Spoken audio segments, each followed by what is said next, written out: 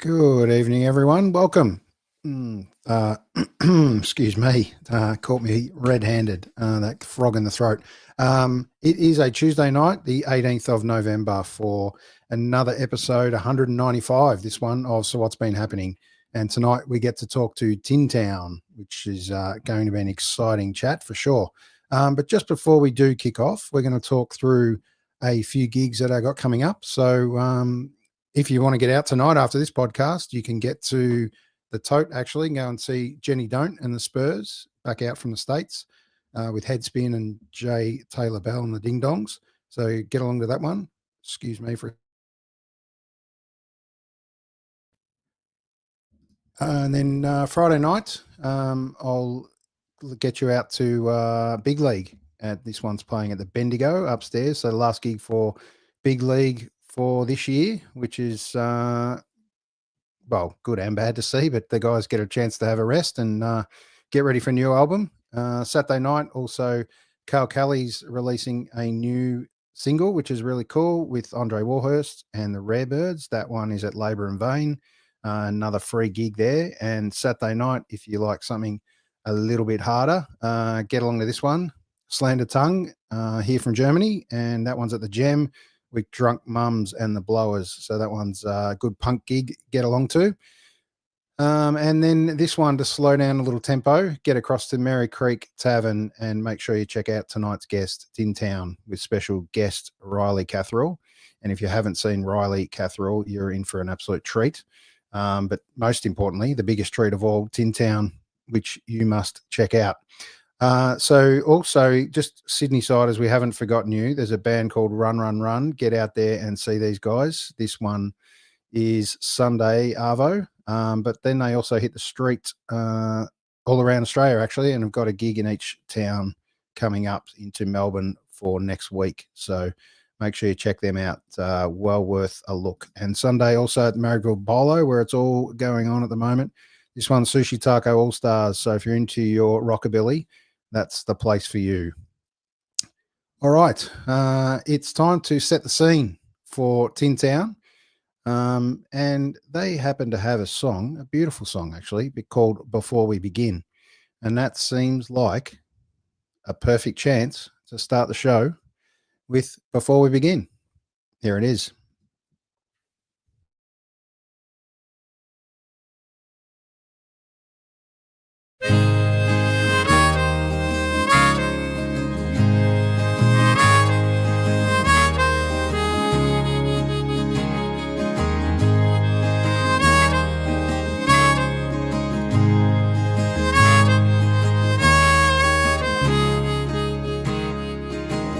In no words I can say to make it all go away. Before you I was lost, made so many mistakes, and they haunt me still, won't let me. Always tried to do what's right, even when it left me cold. Broken dreams and lonely nights, things beyond my control. They haunt me still, they won't let me heal. I'm afraid all that I know how to do is push you away. And I'm sure as hell that I ain't used to be in love this way. And I'm afraid all that I know how to do is hold on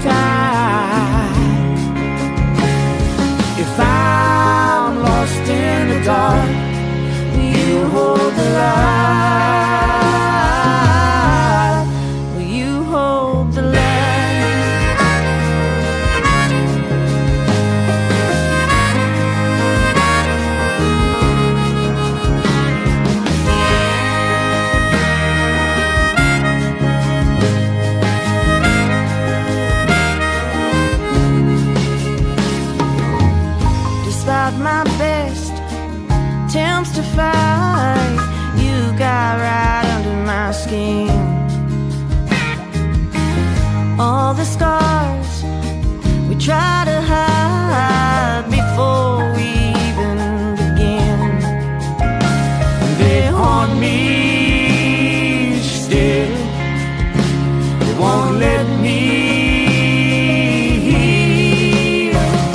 Well, I'm afraid all that I know how to do is push you away. And I'm sure as hell that I ain't used to being loved this way. Now I'm free. All that I know how to do is hold on tight. If I'm lost in the dark, if I'm lost in the dark, if I'm lost in the dark, you hold the light, you hold the light.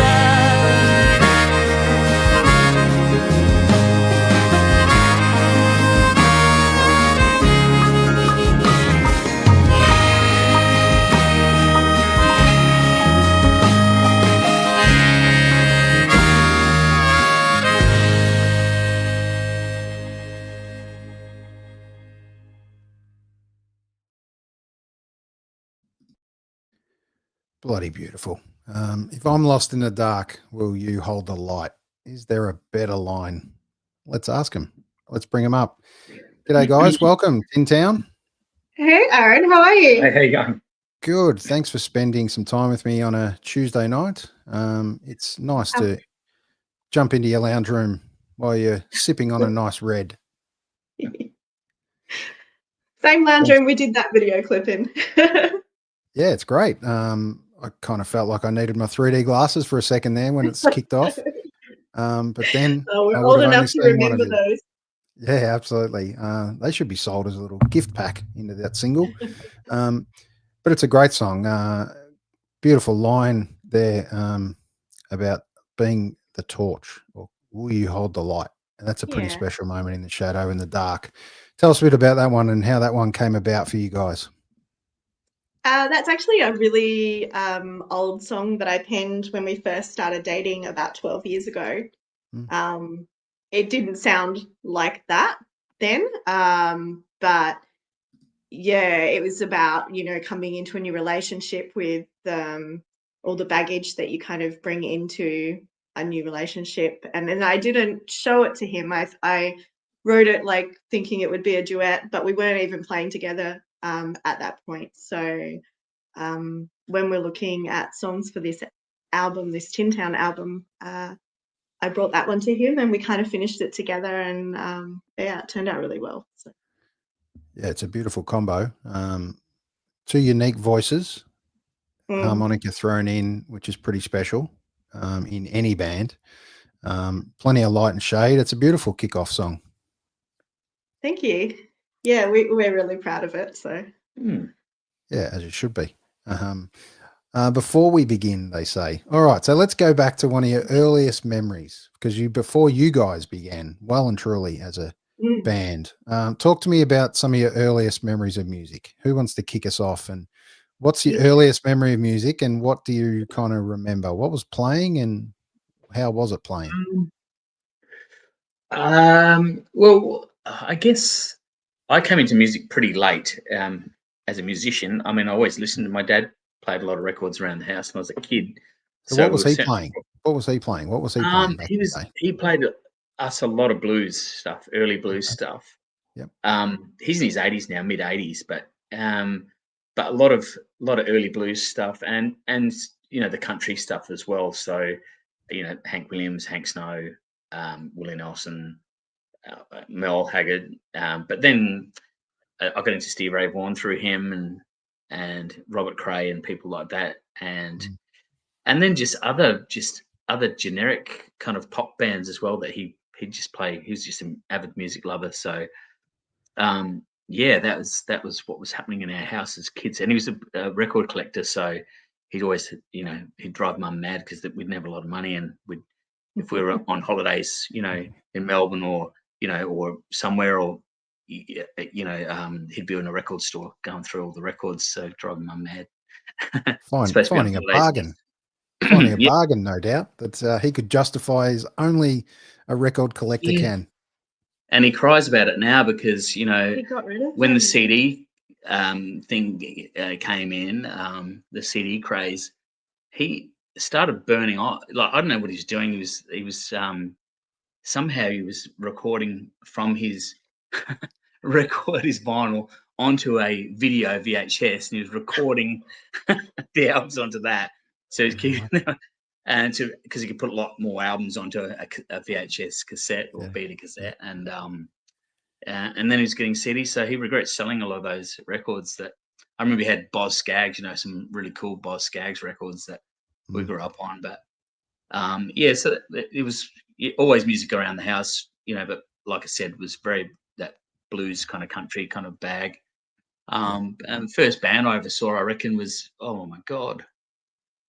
There was one at the Bar Smith's Lawns, I think was with, I don't know if it was Deborah Conway or someone like that. And then I saw the Saints and the Johnnies here in Adelaide at the Memorial Drive. So I don't know if you remember the Johnnies. Yeah, absolutely. Johnnies have been in Melbourne not long ago, playing some gigs. So cool. And of course the Saints. So that was so they were my first. I think I was 16 or 17. And so great early memories of music. Was there something playing on the record player that you remember as a kid that you just thought was terrible? Was there one from your parents? Yeah. What's that one with the like the exhaust pipe thing on the? Like Tubular Bells. Tubular Bells. Yeah, right. That's always one you've come to appreciate later in life. I'm no doubt. And there's stuff I didn't like at the time, like Dad used to play. Apart from all that blues stuff, he'd play a lot of ELO. Yeah, right. ELO record. That was just the era then. But then I remember later on, like a few years later, then he started getting into that pop stuff, and then he got into punk. Somebody Celebrate Rifles. He sort of got me onto them. And I ended up being friends with the drummer, Paul Owhead. So many years later. It was just, very cool.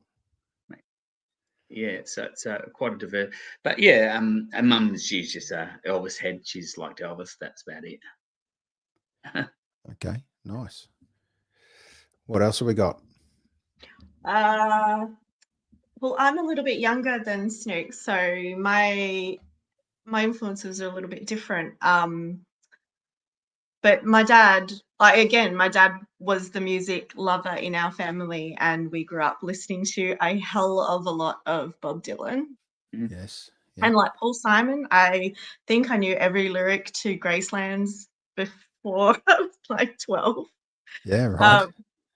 So a lot of that sort of like the early folk stuff, the Joan Baez and stuff like that was my dad. My mum was an Elton John fan, listened to a lot of music, but I also came to playing music a lot sort of later in life than most people. I didn't learn an instrument as a kid, and sort of just was an appreciator for a long time. So nothing wrong with it being an appreciator. I still am an appreciator. Yeah, absolutely, as we should always be. There's always a big wide world out there for music, and it's funny how many rabbit holes we can go down at various phases, and where we enter finding some artists and finding out they've got a whole back catalogue that you didn't I know it's the best. It is really cool, isn't it? One of the great things about things like this, putting together podcasts and throwing them in the vault and seeing who listens to them nearly 5 years later is always an interesting message that I get from people, which is really cool. So we're going to touch on things I got from you. Here's the cover. It's a beautiful, nice shot, walking under a little bridge by the look of it. And it's nice. Tell us about that little photo before we get moving on this one. That was taken by Emma Luca. I don't know if you have heard of the Fiddle Chicks, like a violin duo out of Adelaide. But but she's a fantastic violin player, a good friend of ours, but she's also a fantastic photographer. So we just hung around Port Adelaide with her and her camera and saw what happened, and she came out with some amazing shots. So it's quite an industrial, quite a like gritty sort of area that we live in. So we wanted all the photographers to sort of reflect. It's all taken within a kilometre, 500 metres to a kilometre from where we reside. So, and I grew up in the area too. So, you know, we had a lot of those sites for the photo shoot already mapped out. So it was quite seamless, really. We just went from one spot to another, and I kind of like the contrast of like how dressed up we are. Like we're quite dressed up in the photos, and I like the contrast between that and like how dirty and grotty everything else is. It's like kind of. It's a great balance. Yeah. Yeah, it's also where the name Tin Town came from as well. There's a part of the area we live in that is nicknamed Tin Town due to like all the tin houses that were built for the workers back in the day. So. Yeah, for the wool store, Port Adelaide wool store precinct. Okay, yeah, that's great. Not that similar to Williamstown, you know, to Williamstown. That's kind of got that. Yeah. It's great. It's kind of really cool that you don't have to go too far out of the city to still find those little bits of magic. It's great. All right. It's funny because when we're abroad or away somewhere, you know, people say, "Oh, where are you from?" And we say we're from Port Adelaide. We never say we're from South Australia or Adelaide. Just we're from Port Adelaide. So it's really, we're very very avid supporters of of the port. You know, as it should be. It's its own little place, unique place. Yeah, it is very very much so. All right, we're going to play a fair bit of things I got from you, and it's funny how I always say I'm going to play a little bit of, and I play the whole thing because sometimes I just get swept away in just relaxing and enjoying the music, and sometimes I think, well, most times they all need to be played to many more ears. So the only reason I ever cut it short is to leave people hanging a little so they can go out and listen to the rest of the album. So here we go with things I got from you.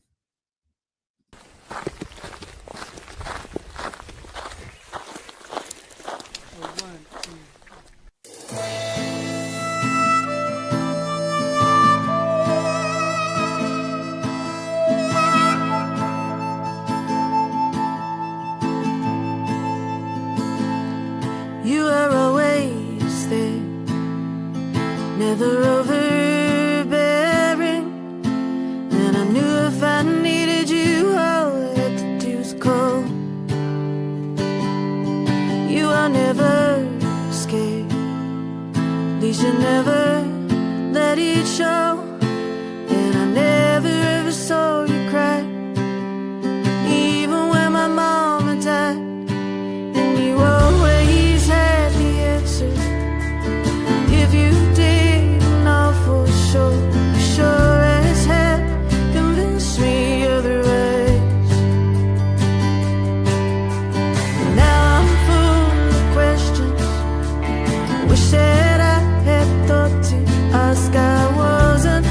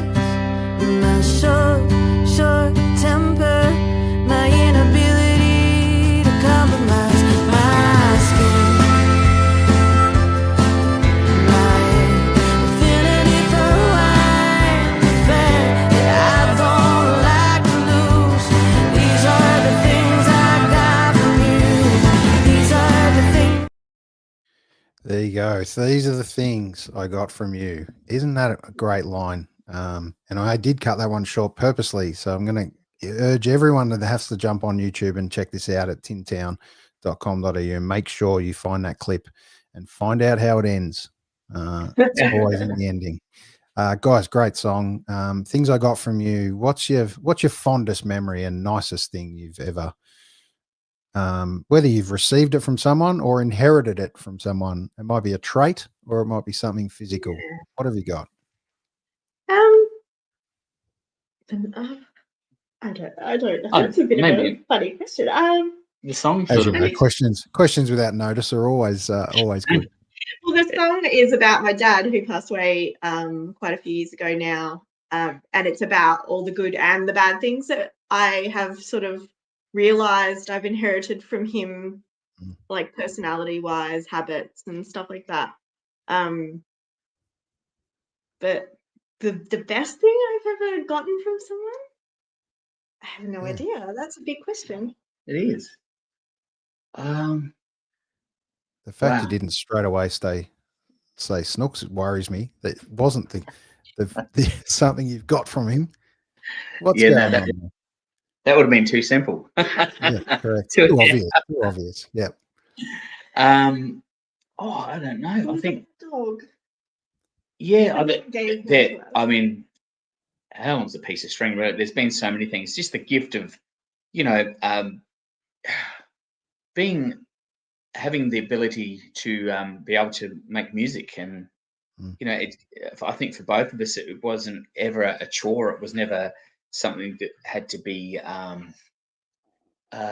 It's something you just do yourself. You don't. There's no one. It's not like a team thing where you have to do it. You have to go to football training and kick the footy around. Then we have to follow the game plan. Otherwise, we're going to not win the game. It's you put in the time and you put in the woodshed and listen to music. I guess the gift is, for me, it was my dad really, giving me the gift of music. To be able to, and all my friends that were also off the back of that, I got into music, and then the stuff that they gifted me with, records and telling me to go and see gigs and all that kind of stuff. So we're not like super materialistic people, so I think the time that people give you, I think, is probably the best thing that I could answer that question with. Like people coming to shows and saying that song that we wrote or whatever has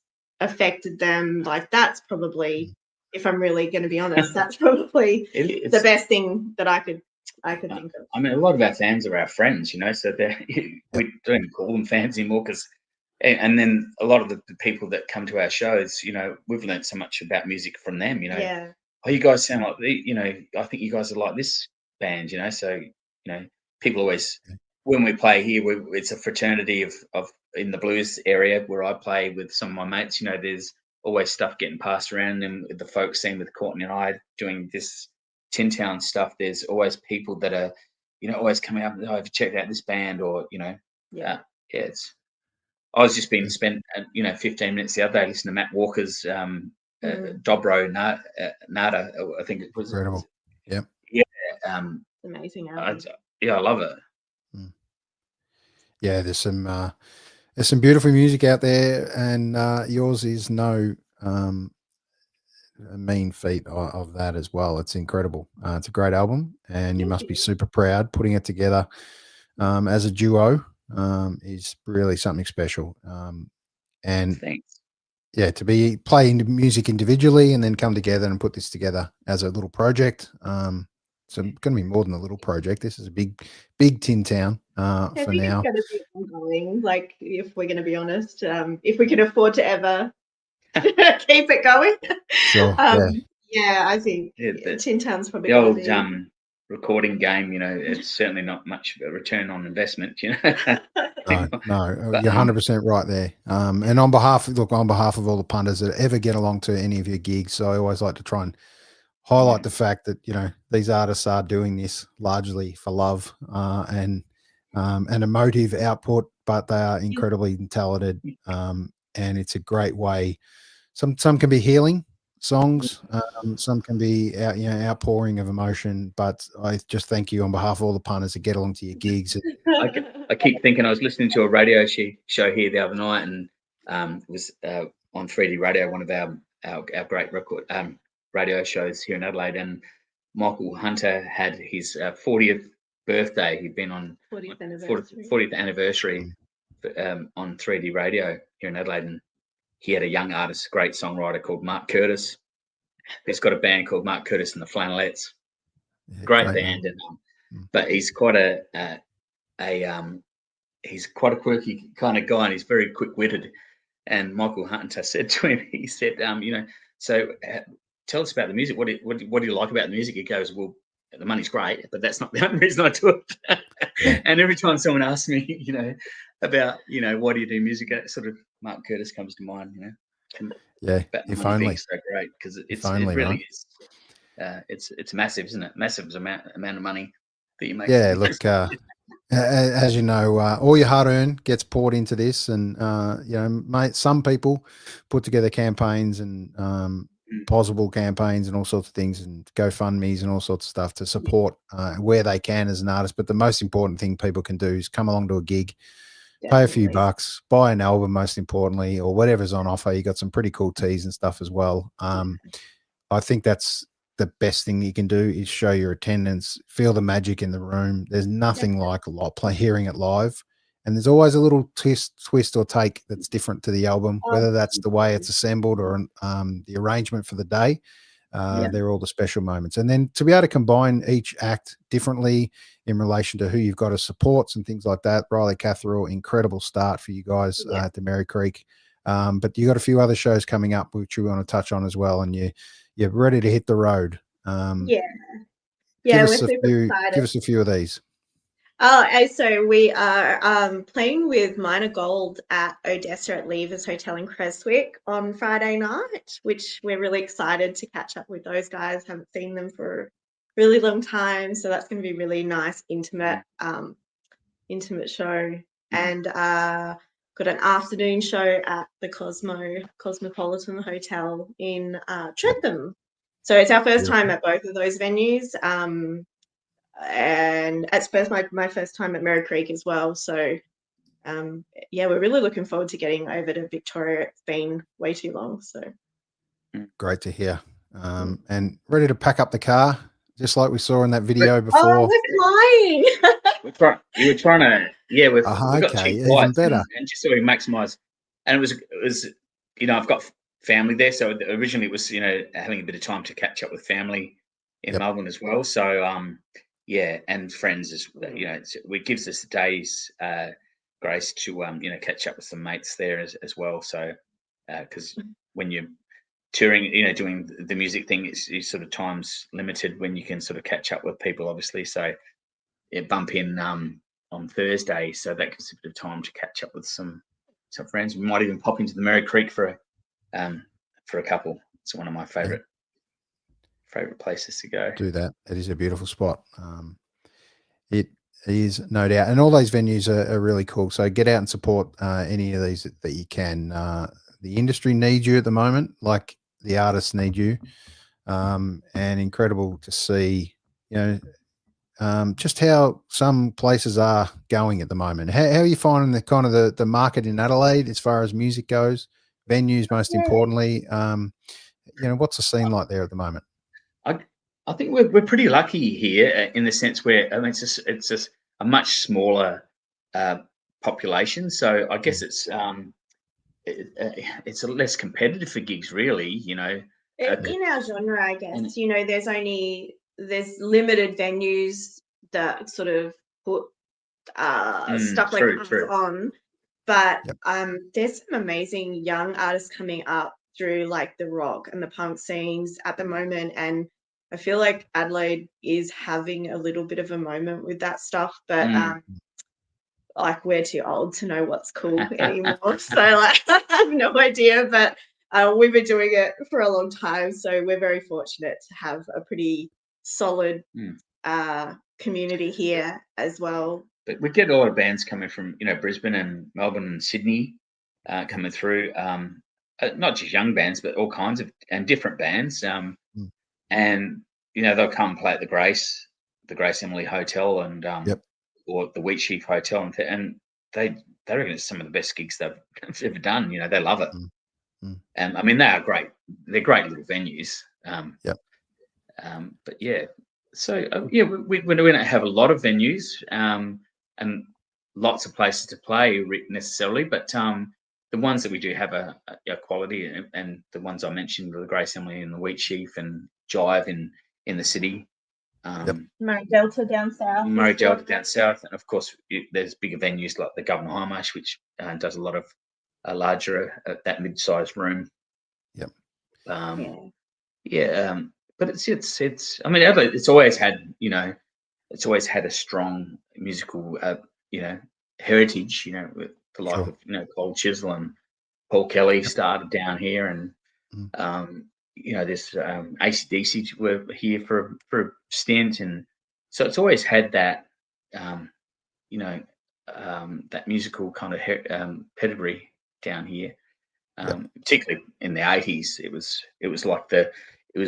really like the I mean, I was fairly young when I went to Larkentina's and the like, but which was a famous hole on the wall here in Adelaide. But the Saints have come and played down there, and it was the New Orleans and the Austin, Texas of Australia, really, back then.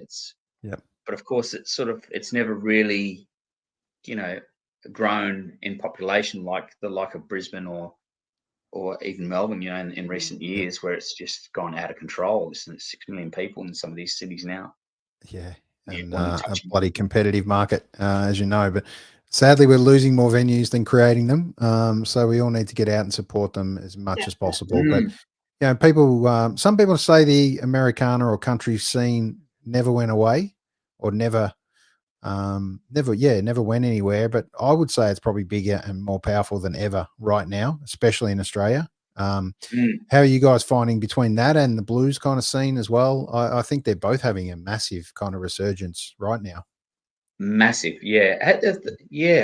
I mean, the country thing, it's like crossed over to the mainstream now. So I guess more people are into country that aren't the normal, like, what am I trying to say? Like the mainstream kind of, you hear it on the radio. You never, like 10 years ago, you wouldn't hear that any country on the radio. But and more people are getting into, younger people too. Off the back of Chris Stapleton, they're kind of going into digging a little bit deeper. So they're going to the Townes Van Zandt and and the Guy Clark bag. Absolutely. They're going down that path because they just want to find out a bit more about the music and Lucinda Williams and all that kind of stuff. So we've always loved it. I've been listening to Willie Nelson my whole life, and like we were in Toronto about 7 years ago, and we got to see Willie play in Toronto, which was amazing. Very special. And like, just I've been into Lucinda for as long as I can remember as well, and just and songs. I wrote a song called Aeroplane Blue, and I wrote that in the late 90s, I think. Late 90s, about Townes Van Zandt, because I was a big Townes Van Zandt fan in the 90s, and it's and all this stuff is making a resurgence, and I mean, things go up and down though, don't they? Like, I've never really cared too much for the trends of music. Like, I like what I like, and try to keep it as much of an open mind as possible to different genres, and good music is good music, and Absolutely. I don't really set out to play Americana music. Like, that's just what happens because that's your influences and stuff. But it's just where the music's successful. I mean, you wouldn't think a town like Melbourne that it's got a big country following, music following, and for a metropolis that it is, and I remember Van Walker and the like were doing, Townes Van Zandt shows 15 years ago at the Gem. There was this wave of Townes Van Zandt kind of people that were, coming through at the time, and so it's always been, and then the R&B scene in Sydney in particular, that's huge. That's bigger than the cover band scene. Yep. All those blues and R&B bands that are still, doing the circuit, Continental Robert Zeus and all those guys, Ray Beadle, and a lot of people, doing regular gigs 3-4 nights a week in Sydney. That's what we all dream of, isn't it? A gig every day. It would be nice to not have to sit back on the couch, have these chats, but to be able to come to a gig on a Tuesday night. We're very lucky. We've got some super international guests, in amongst us all the time. In this case, Jenny Doan, the Spurs, back from the States here playing in Melbourne and playing around Australia again. They were only back here not long ago. Shout out to festivals like Out on the Weekend. That do those kind of things and promote all those local acts as well as some of the big acts that come into town as well. We did an offshoot of Out on the Weekend, actually. What was it called?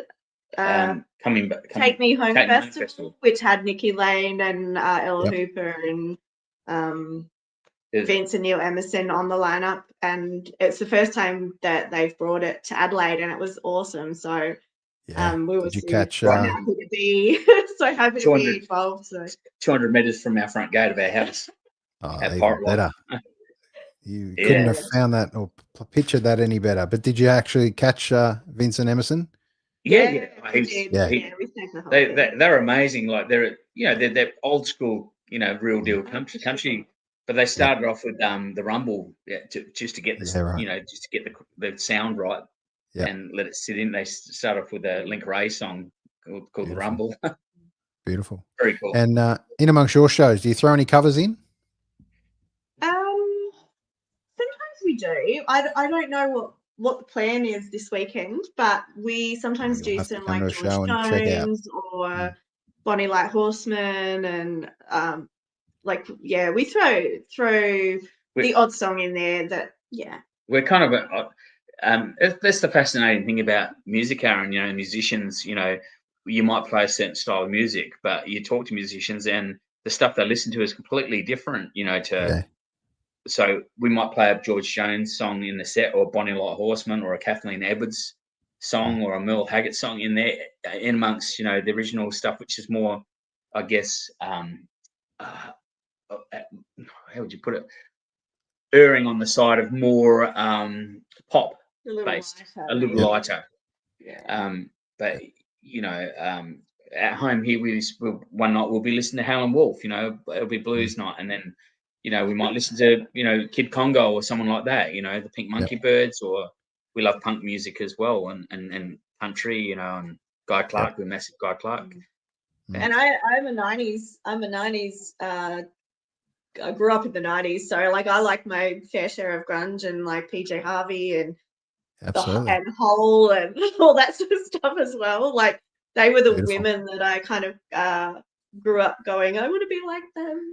Well, let's touch on that. Big, powerful, strong women. Whether they were front women in bands or whatever. What was tell me, who's really probably one of your biggest inspirations? You, Courtney, first. Ooh. They were those women were the women that I looked up to as a teenager, but I never I never really played that sort of music, so I never really had the urge to really rock out. I'm more of a shoegazy, introspective songwriter, so I really love Kathleen Edwards. I think Snooks touched on her earlier. She's a Canadian artist. She's been around for a while, but her songwriting really has gotten to me deeply over the last 10 years. And I've recently discovered Bonnie Light Horseman, who I'm obsessed with. I've been a fan of what's her name? Had a mental blank. What's her name? I can't remember now. Anais Mitchell. Anais Mitchell. For a while, since the Hades Town recording, I discovered her years ago and have been a fan of hers ever since. I spent a lot of time listening to Ani DeFranco and Jewel and Steve Poltz and the artists like that are really into storytelling and songwriting and And that sort of lyricism, heavy lyricism, Yep. super important to me as an artist. And also as an audience member, I really enjoy people taking me on that journey when I'm watching someone play as well. I want to know what they're feeling when they wrote that song. And I try to do that as well, try to just be as much in the moment when I'm performing, to try and convey what I was feeling when I was writing the song. I think it's, super important for me. Yeah. And in that writing process for you guys, both individually as well, where do you kind of look? Where do you start? Do you go on that journey, or is it a topic? Or does it a real vary depending on the song and where it happens? I think for me, it's usually starting with like a feeling rather than a topic. I don't think I've ever sat down and go, I'm going to write a song about this, this topic, or it's more I feel strongly about something and I have to get it out, and this is the way that I'm going to explore that through the song.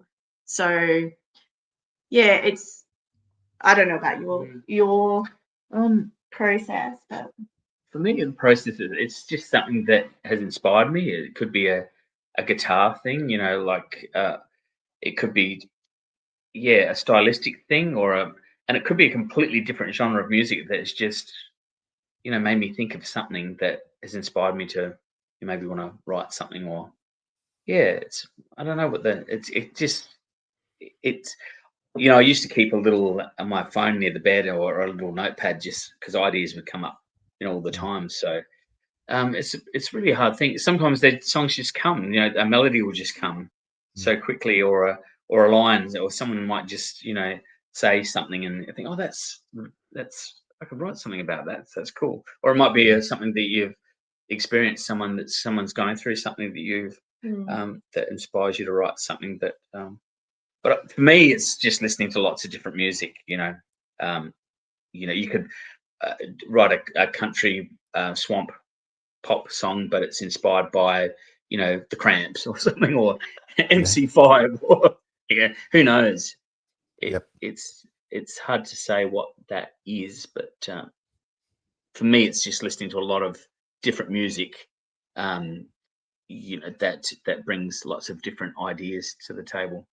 I try and play harmonica like a fiddle player would maybe play, or a squeeze box, accordion.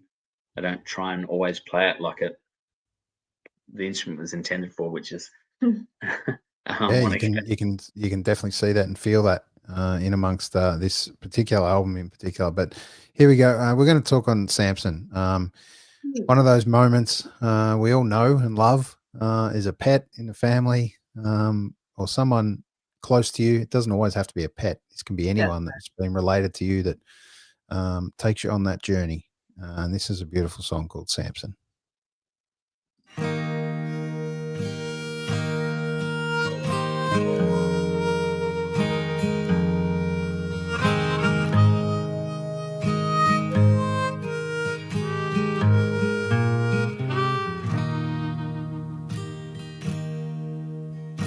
Lately, there's a dark sky hanging over our house.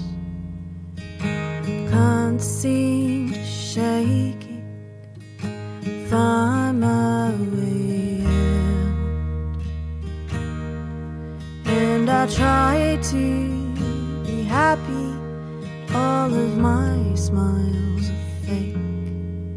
And everyone tells that my whole body aches, and I've never felt love so pure through all of my pain. You've been the cure, and I don't deserve you that much.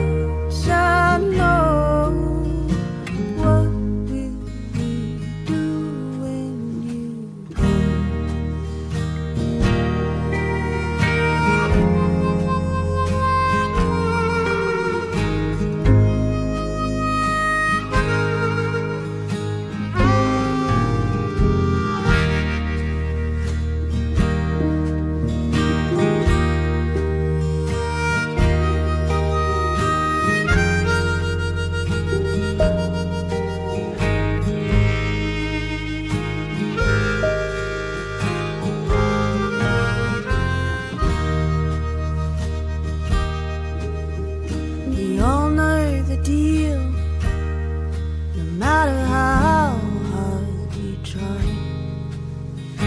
day we first meet to when we say goodbye.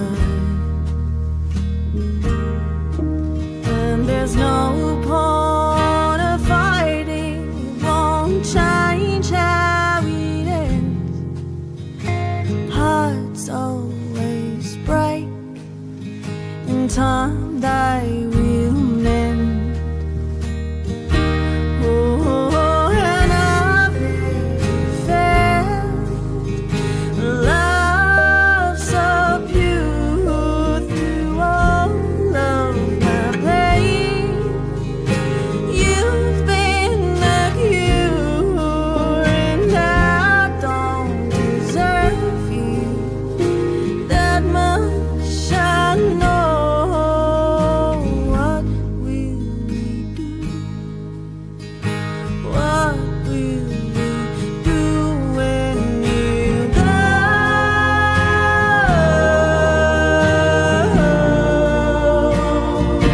When you go. When you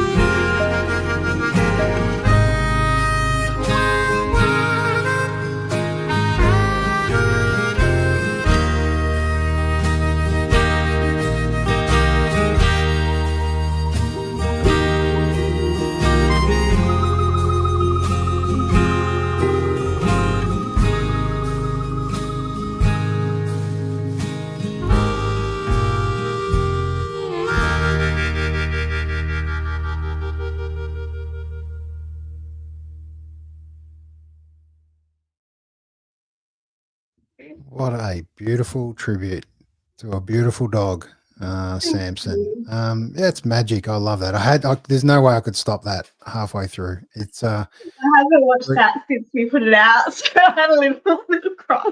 yeah, well, there's nothing wrong with that because songs are emotive, which they are, and it's a beautiful journey you both take us on that one. If you've ever loved an animal or a person in general, a non-judgmental person that sits there and has a special touch on everyone in the family, and everyone has a different relationship with a pet or a person, but in this case, a beautiful pet. What a incredible memory to just document that one, as tough as it is during a loss of someone so loved that spent so many years with you and amongst the family. Yeah, that's beautifully done. Your voice in that, Courtney, is incredible. Thank you. And Snooks, that harmonica really takes you on a journey. I definitely couldn't cut that towards the end. It's a killer Courtney, solo. There's so much fragility in that, in Courtney's vocal. And when I started playing the harmonica, I was doing like I'm highly influenced by, what's his name? Plays with Willie Nelson, the harmonica player. Mickey Raphael. Yeah. Influenced by that. And Courtney goes, it's just too much. What you're playing is just too much there. I need something sadder. And then I was thinking of this Guy Clark thing, the Spanish Steps, and that kind of that intent with the harmonic, and that's how music influences where you take from that. But yeah, we actually recorded that one completely live in the studio. So I kept saying I want to redo the vocal at the end where the voice cracks, because I was like quite emotional at the time. And everyone's like, no, you can't take that out. That's the best part. You can't. And I'm just like, every time I hear it, I'm like, I wish I redid that. Yeah. But and the beauty is Samson, he got to hear the song in its raw form when Courtney first, started putting it down on the acoustic. He's still alive when we wrote it and recorded it. That's pretty special.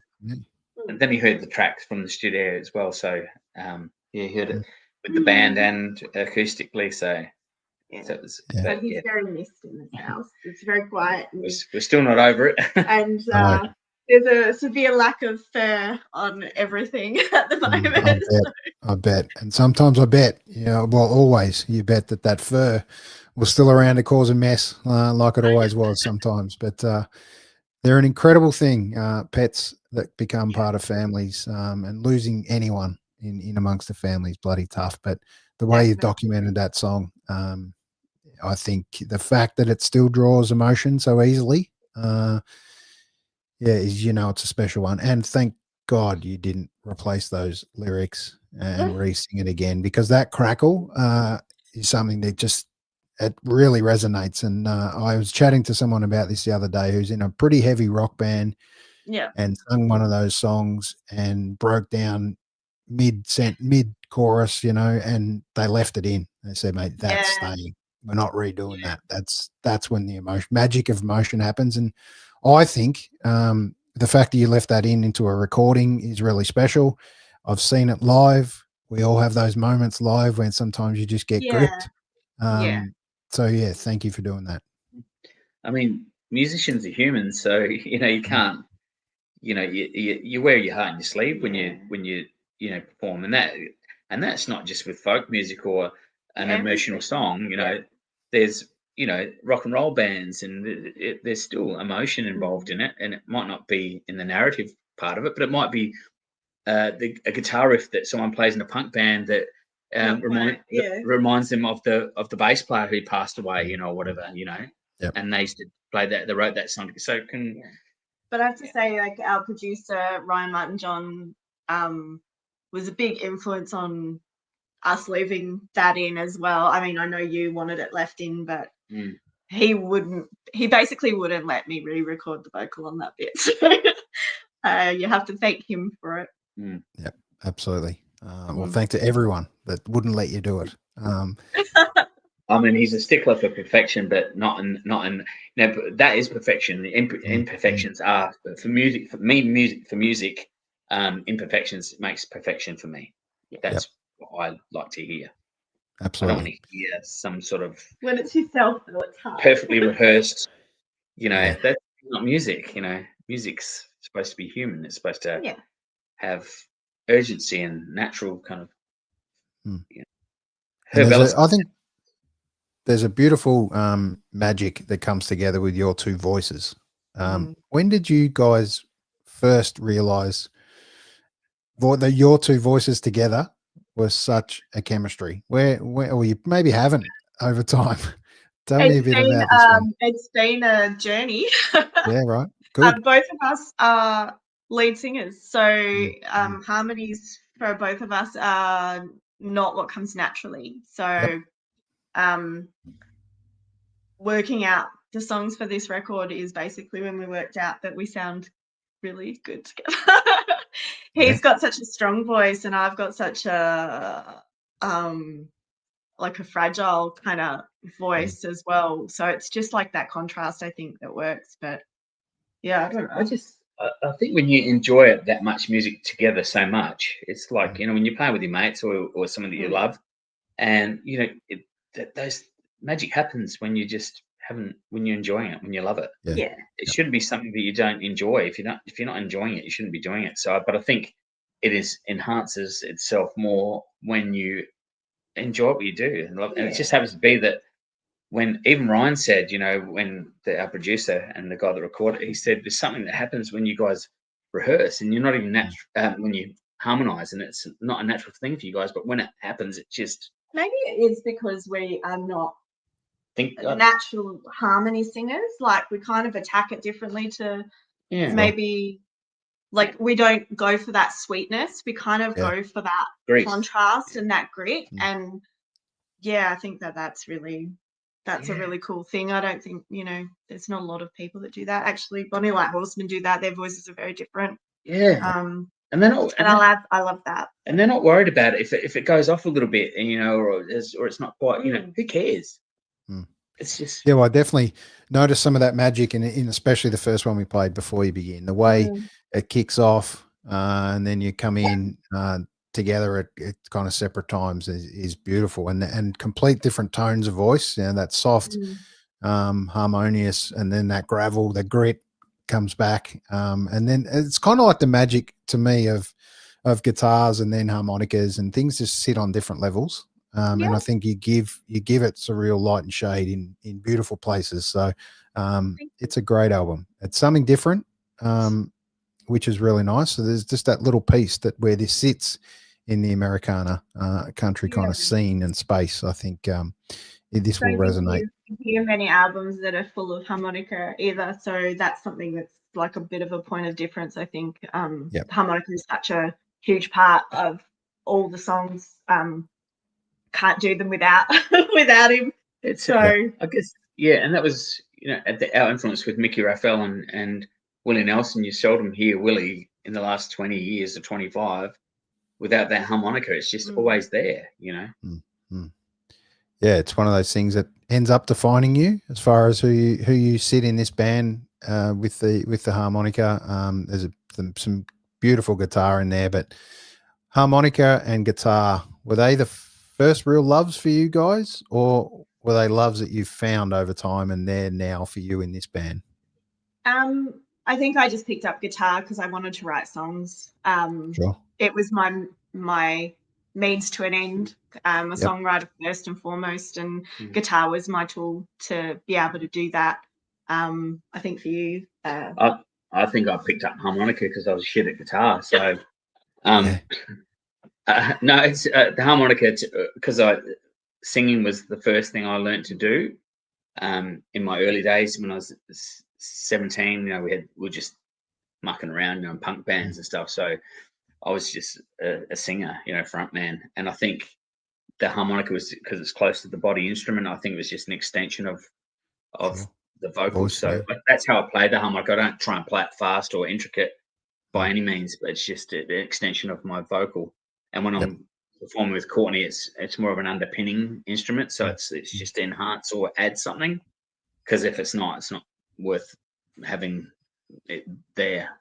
Yep. Well, it adds more than something. It adds a bloody lot, to be honest. It's beautifully done. So well done, guys. This album, Down in the Dirt, this is another great photo taken. Was that around the same area? That building doesn't exist anymore. About a week after that photo was taken, the building got knocked down. I think they're going to put a hotel there or something. But it's on the river. It's right on the river. 1930s or something. It's been there for I don't know. But that was Keith Broadbridge took that photo. He's a great landscape photographer, local landscape photographer here in SA. So, we had that idea of being on the cover, but not like being recognizable as such, just like being in a scene, which I think is pretty cool. We want it. Yeah, absolutely. Short for Arthur, as Keith Richards would say. Yes. All right, we're going to finish off with These Days, but before we kind of do, firstly, I'd like to thank you for joining me on episode 195. Sorry it's taken so long to find you over in this 195, but let's face it, 5 years ago you weren't ready for this album anyway. So no, we weren't. And thank you so much for having us. It's been a real pleasure chatting to you. Thank you so much. Yeah, it's been great. And I often get great reaction from people like yourself who don't get a chance to look back on some of their songs. Get them in, they get stuff done, they get a clip done, which is the magic of having a few clips. And then you never sit back and actually get to appreciate what you created. It's true. And I'm as apologetic as I am of dragging up a couple of emotions about your beautiful dog. It's really nice to sit back and appreciate some of the magic that visuals can have in that artistic journey of your songs as well, and pay homage to how beautiful music can be. So thanks for transporting us for an hour in amongst this chat. We're going to go out with These Days. Tell us a little bit about the song before we play it out. It's just me having a little rant. I was having a moment. And I was like, can't do anything right. Am I too old to put a record out? What am I doing? Why am I doing this? And it's just like literally just my train of thought in the moment. And he liked it. And I just thought it was. And it was a bit fun, like a bit more fun, I guess. Than and there was a lot of ballady kind of stuff on the record. And I just thought it needed, like hurry, and I just thought this would be another good, upbeat tempo song to a bit of a rocker, kind of. Yep, perfect. All right, well, we're going to place a few. Puts it at point of difference. Yeah, cool. Shout out to our band too, who are amazing. Tom Kneebone on guitar and BJ Barker on drums and Linda Gray on bass. And Graham Hollison played hammered organ, and the great Lucky Oceans played pedal steel. Great. That's the absolute go-to, must-have instrument at the moment in that country scene. Pedal steel. If I could be a pedal steel player, geez, I hope it makes some good money at the moment. They're very. If they were DJs driving a 64 Holden EH, everyone would do it. Be doing it. Isn't there some beautiful magic in amongst the pedal steel?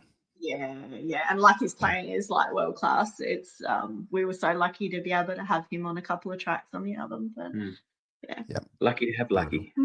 Yeah, never enough pedal steel. It's the never enough cowbell has turned into never enough pedal steel now over time. So thank you guys for joining me. I wish you all the best on this trip in amongst getting out on the road while flying across. There was a chance to film another clip. Jump in the car, let's go, film another clip. You've done that. So now maybe you could film a little clip on this plane. Who knows? Be having an anxiety attack because I hate to fly. So okay. Well, safe travels. Get to the destination, play some incredible music. Can't wait for people to hear some Tin Town. We'll be thinking of Joe Ely if we fly in on the DC-9, watching Dallas on DC-9. Definitely. All right. We're going to play just a bit more than a minute and a half-ish of these days, and we're going to leave you hanging to go out and investigate Tin Town a bit more. So thanks for joining us, guys. See you out there soon. Have a good night. Beautiful to spend pretty much an hour with Tin Town. Incredible voices in amongst these two, Courtney and Snooks. Make sure you get out and check out their music as quickly as possible. And most importantly, I'd love you to jump on Bandcamp. And if you can't afford a whole album, which is this one's a cheap album to get as well, just gift a song or two to someone you know. I love when people get feedback and drop a little song in their inbox, and maybe one of those moments where you just discover a new artist. And most importantly, spread the love, because every dollar bloody counts. So get out there and support these guys with Tin Town. Here it is, These Days. Thanks for joining me, Jays. See you soon.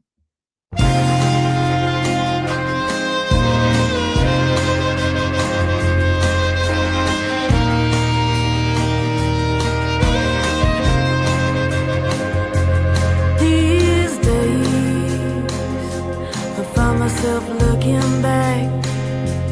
These days, I find it hard just to stay on track. These days, it's a struggle getting out of bed. These days, I got voices inside my head. Is it too late now? Am I out of time? Is it good enough? Have I lost my mind? What's the point? Should I even try? Can't do nothing right these days.